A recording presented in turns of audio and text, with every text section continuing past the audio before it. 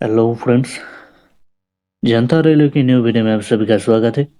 देखिए, आज मैं जो बताने वाला हूँ वो इंडिया के पूरा 21 जो जोन है ना, पूरा 21 जोन के जो डॉक्यूमेंट वेरिफिकेशन का इम्पोर्टेंट डॉक्यूमेंट है, उन सभी चीज़ों के बारे में मैं अब बात करने वाला हूँ।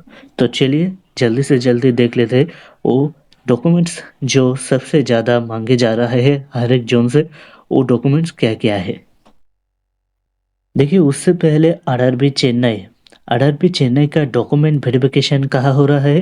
डॉक्यूमेंट वेरिफिकेशन हो रहा है railway recruitment board Chennai, number 5 doctor PV Chiran crescent road, Egmore, Chennai, 6,08,000। ठीक है। अब इसी जो एड्रेस है, इसी एड्रेस पे जाने के बाद आपका डॉक्यूमेंट वेरिफिकेशन होगा आरआरबी का सेंटर में। फिर आपका डीवी का ओपनिंग डेट जो था वो 8 अप्रैल था और जो लास्ट डेट है वो 18th जून है। देखिए, इसी बीच बहुत सारे जोन में जो एब्सेंट डेट है वो जो डीवी का गेट 3 का डीवी का नोटिस था उसी के अंदर बताया गया था, लेकिन चेन्नई जोन में ये अलग है। चेन्नई जोन में हर एक कैंडिडेट का जो ई कॉल लेटर है, उस ई कॉल लेटर के अंदर आपका जो एब्सेंट डेट है वो दिया गया है। मेरा जो है 17th जून को दिया गया है, क्योंकि मेरा डॉक्यूमेंट वेरिफिकेशन मई की आखिर में है। ठीक है। तो इसीलिए मुझे 17 जून दिया, लेकिन इससे पहले जिसका 18th जून का लास्ट है उसका तो 17 जून एब्सेंट नहीं हो सकता है ना। तो उसी के लिए लगभग मुझे जहाँ तक पता चला है 24th जून को उसका लास्ट जो एब्सेंट डेट है डॉक्यूमेंट वेरिफिकेशन का, वो दिया गया है। देखिए, सबसे पहले आपका जो डॉक्यूमेंट वहाँ पर माँग रहा है, वो है मैट्रिकुलेशन सर्टिफ़िकेट और हाई स्कूल एग्ज़ामिनेशन सर्टिफ़िकेट। ये किस लिए माँग रहे हैं? ताकि आपका जो डेट ऑफ बर्थ है, उसका सही प्रूफ़ हो, ठीक है? और मैट्रिकुलेशन क्वालिफ़िकेशन आपने किया है या नहीं किया है, उसके प्रूफ़ के लिए आपका मैट्रिकुलेशन और हाई स्कूल एग्ज़ामिनेशन सर्टिफ़िकेट आपको चाहिए। फिर आता है 10+2 अर्थात हाई स्कूल जो 12 का सर्टिफिकेट है, वो सर्टिफिकेट और मार्कशीट आपको लेकर जाना पड़ेगा। अगर आपके पास यूनिवर्सिटी सर्टिफिकेट है और मार्कशीट है तो आप उसे लेकर जाइए। अदर सर्टिफिकेट जैसे डिप्लोमा, ठीक है? अगर आपके पास डिप्लोमा सर्टिफिकेट है तो आप उस डिप्लोमा सर्टिफिकेट मार्कशीट को लेकर जाइए। आप एससी/एसटी कैंडिडेट हो तो आपको एनेक्सर 1 के तहत सीएन 2/2024 के नोटिफिकेशन में जो एनेक्सर 1 की पेज है, करीब 34 पेज है, तो उसके अंदर जो एसटी/एसटी कैंडिडेट है उसका सेंटर का फॉर्मेट बनाकर लेकर जाना पड़ेगा और ये जो फॉर्मेट होता है इसका वैलिड 3 मंथ होता है, ठीक है? फिर आता है ओबीसी इनसेल सर्टिफिकेट एनेक्सर 2 के हिसाब से। देखिए, इधर एक प्रॉब्लम ये है कि जो पेपर रिलीज़ किया गया है डॉक्यूमेंट वेरिफिकेशन में, उसके अंदर बताया गया है कि अगर आप 16 अक्टूबर 2024 से पहले आपने जो कोर्स किया है आईटीआई वो कंप्लीट नहीं किए हो, तो आप कैंसल हो जाओगे, ठीक है? तो ये बात आप ध्यान में रखना। चलिए इधर फिरते हैं। ओबीसी एनसीएल सर्टिफिकेट जो है वो फॉर्म क्लब के लास्ट डेट से पहले अर्थात 16 अक्टूबर से पहले की बना होना चाहिए। अगर नहीं है तो अभी बना के लेकर जाइए, उधर ज़्यादा दिक्कत नहीं करेगा।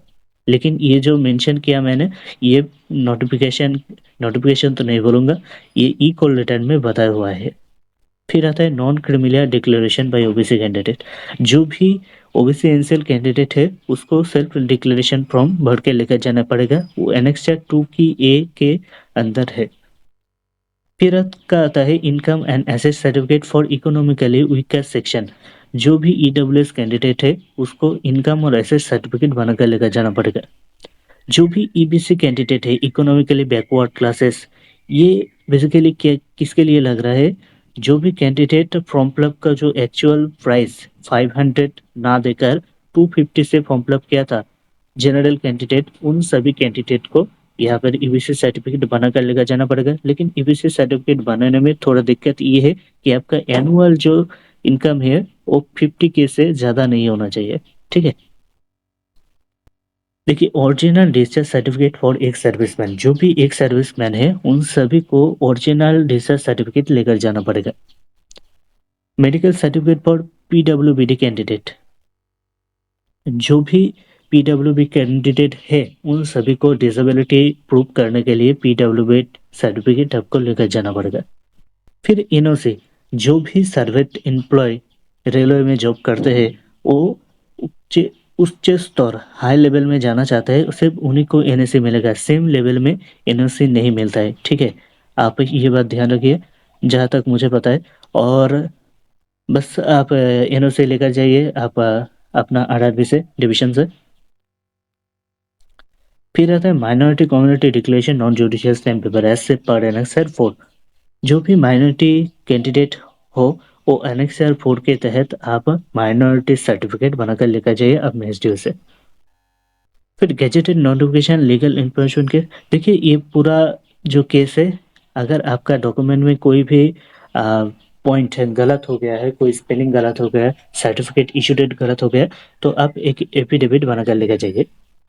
अगर आप जम्मू एंड कश्मीर सिटी से बिलोंग करते हैं, तो आप डोमिशियल सर्टिफिकेट बनाकर लेकर जाइए। सिर्फ जम्मू एंड कश्मीर के लिए हर जोन में यही पूछ रहा है, ठीक है?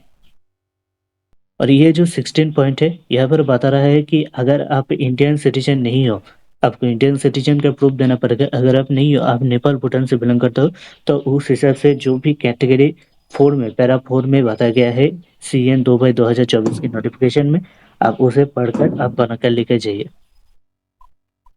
देखिए, मैंने जितने भी 16 पॉइंट के बारे में पता है, चाहे एफिडेविट हो या कुछ भी हो, आपको सभी का 2 सेट कॉपी, आपको फोटोकॉपी आपको लेकर जाना पड़ेगा। लेकिन आप सिर्फ 2 ही कॉपी मत लेकर जाइए, आप 3 कॉपी लेकर जाइए, ठीक है?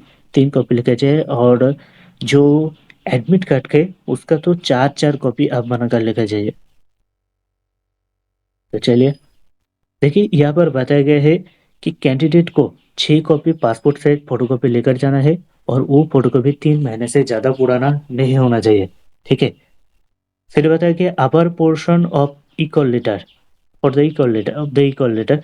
देखिए, इक्वल लेटर जो मैंने बताया, इसका 2 कॉपी तो बोल रहे हैं, लेकिन आप 4 कॉपी लेकर जाइए, क्योंकि डीपी में आपका 2 कॉपी लगेगा और मेडिकल में आपका 2 कॉपी लगेगा, ठीक है? Photocopy of both side of Aadhaar card, आपका आधार कार्ड का बोथ साइड का फोटोकॉपी लेकर जाइए, ये भी करीब 4 कॉपी लेकर जाइए। देखिए, आरआरबी चेन्नई का जो डॉक्यूमेंट वेरिफिकेशन था, वो तो मैंने बता दिया, लेकिन मेडिकल कहाँ कहाँ हो रहा है? देखिए, यहाँ पर मैंने पॉइंट बताया है, टोटल 6 सेंटर पे आपका मेडिकल हो रहा है। पहले जो ऑप्शन दिया गया है, वो है पेरामपुर, ठीक है? पेरामपुर, ये जो एड्रेस है, ये एड्रेस आप स्क्रीनशॉट मार लीजिए। कांस्टेबल रोड पेरामपुर, ठीक है? तमिलनाडु 6,23,000। आप यहाँ पर जाएँगे, अगर आपका जो मेडिकल मेमो देगा, उस मेडिकल मेमो में आपका डिटेल्स होगा कि कहाँ-कहाँ मेडिकल हो रहा है। लेकिन सिर्फ़ ये मैं इसलिए दे रहा हूँ ताकि आप जान सको कि मेडिकल कहाँ-कहाँ हो रहा है और कितना दूर हो रहा है सेंटर से। देखिए, 2 नंबर पे जो है वो है एगमोर, ठीक है? एगमोर में आप जाइए, ये ज़्यादा दूर नहीं है। फिर आपका आता है आईसीएफ। आईसीएफ भी ज़्यादा दूर नहीं है, वो पास में ही है आपका आरआरबी का हेडक्वार्टर्स है। फिर आपका जो 4th ऑप्शन है, वो है शायद मदुराई, ठीक है? मदुराई थोड़ा दूर है, लेकिन उतना भी दूर नहीं है। आप आपका जग अगर मदुराई देंगे, तो आपका सुबह का शिफ्ट होना चाहिए, ठीक है? डॉक्यूमेंट वेरिफिकेशन में, और 9 बजे का जो शिफ्ट है, सिर्फ़ उसी कैंडिडेट को दूर भेज रहा है। और जो सेकंड शिफ्ट वाला कैंडिडेट है, उन सभी कैंडिडेट को थोड़ा बगल में ही भेज रहा है। 4th ऑप्शन पे जो है, वो है शायद तिरुचिरापल्ली, ठीक है? तिरुचिरापल्ली, ये भी थोड़ा दूर है। अगर आपका फर्स्ट शिफ्ट था डीबी का, तो ये आपको दूर भेजेगा। फिर लास्ट एगमोर है, ये भी दूर है। अगर आपका सेम अगर आपका सेकंड शिफ्ट है, तो आप घबराइए नहीं, क्योंकि आपका बगल में ही दे देगा आईसीएफ या फिर एगमोर, ठीक है? चलिए, वीडियो यही तक था। अगर आप वीडियो को यहीं तक देख रहे हो, तो चैनल को सब्सक्राइब ज़रूर करें नया हो तो, और वीडियो अच्छे लगे हो तो वीडियो को लाइक करें। और जो भी डाउट है आपका, आप उन सभी डाउट कमेंट सेक्शन में पूछ सकते हैं, मैं सभी का जवाब दे दूँगा। और ये जो मैंने डॉक्यूमेंट देखे हैं, सिर्फ चेन्नई ज़ोन के लिए नहीं है, ठीक है?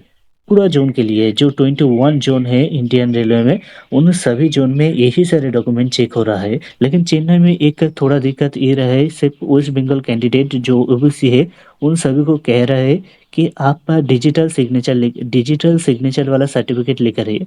लेकिन ये तो नहीं हो सकता है ना? डिजिटल सिग्नेचर सर्टिफ़िकेट सिर्फ़ 2022 के नवंबर के बाद से मिल रहा है हर सभी को, तो उससे पहले कैसे होगा? तो ये एक बड़ा मुद्दा है और 30 तारीख को वेस्ट बंगाल की जो भी कैंडिडेट है, वो अगर आप ग्रुप में किसी भी तरह की ग्रुप में जॉइंट हो, तो आपको पता चल जाएगा 30 तारीख जो 50-60 कैंडिडेट है, वो कलकत्ता जा रहा है हेडक्वार्टर में, ओबीसी के हेडक्वार्टर में, तो आप उनसे कॉन्टैक्ट करके जा सकते हैं। तो चलिए वीडियो यही तक था, मिलते हैं अगले वीडियो में, तब तक के लिए जय हिंद।